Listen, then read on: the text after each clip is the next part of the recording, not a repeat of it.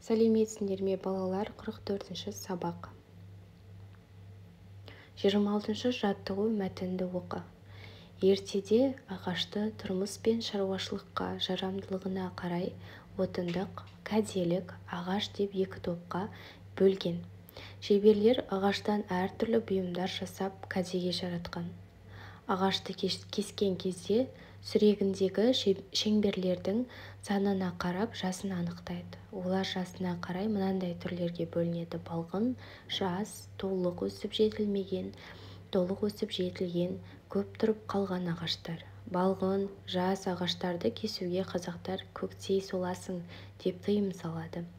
Кәрі, қураған ағаштар ғана кесіледі. Мұндай ағаштар отынға пайдаланылады.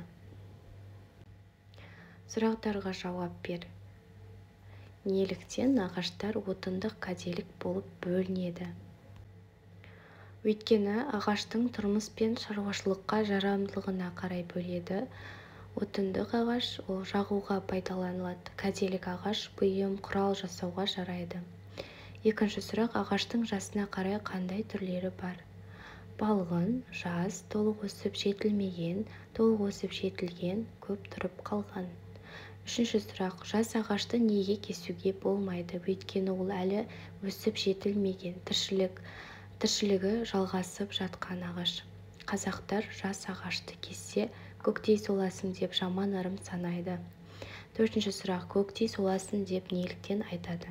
Себебі жас балғын ағашты кесу ол тіршілік иесін жоюмен тең деп саналған. Бұл сөз ол адамның өмірі мен табиғаттың байланысын көрсетеді. Жас ағашты кессең, өзің де өмірің көктей солуына себеп боласың. 27-ші жаттығу: берілген сөздерден туынды сөздер жасап жаз. Бала сөзінен балалық, балалы, балақай, балахан. Сый сөзінен сыйлық, сыйлы, сыйлау. Ек, яғни ол етістіктің түбірі сөзінен егін, егіндік, егінші. Шығармашылық үзіліс: ойлан тап. Суреттегі адамдардың жасына қай ағаш түбірі сәйкес келеді? Суреттегі тапсырмада ағаш түбінің сақиналары адамның жасын білдіреді. Яғни неғұрлым көп сақина болса, соғұрлым жас үлкен.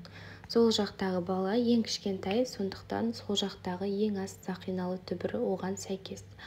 Ортадағы адам ересек, сондықтан ең көп сақиналы түбір оған сәйкес. Ал оң жақтағы оқушы балаға орта жастағы, сондықтан орташа сақиналы түбір оған сәйкес келеді. 29-ші жаттығу: сұрақтарға жауап жаз. Күн мен түн тең келетін кез. Наурыз және қыркүйек айларында. Наурыздың 21-і мен қыркүйектің 23-і шамасында тең келеді. Ең ұзақ күн қашан болады? Ең ұзақ күн маусымның 22-сі шамасында болады. Ең ұзақ түн қашан болады? Желтоқсанның 22-сі шамасында болады. 365 күн неше жылға тең? 365 күн 1 жылға тең. Балалар, тапсырмалар түсінікті болса, сабағымыз аяқталды. Сау болыңдар. Келесі видеоларды көру үшін менің каналыма тіркелуді ұмытпаңдар.